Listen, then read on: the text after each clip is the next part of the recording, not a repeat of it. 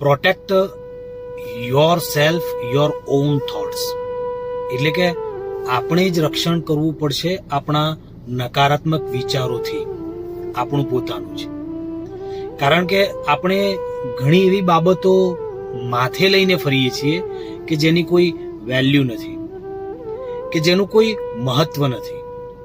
ઓશોએ એક સરસ વાત કરી છે કે હમ ઉન બેવજહ બાતોं को वजह देते हैं कि जिनकी कोई वजह नहीं है.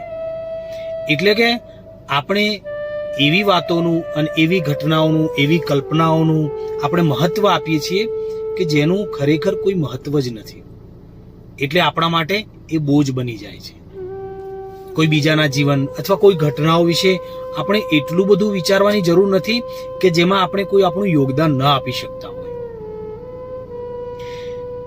કોઈએ કહ્યું છે ને કે સોચો અગર सारे समंदर शराब होते तो कितने फसाद होते, अगर सारे ख्वाब हकीकत होते तो सोचो कितने फसाद होते. किसी के दिल में क्या छुपा है ये कौन जानता है, अगर सारे दिल बेनकाब होते तो सोचो कितने फसाद होते.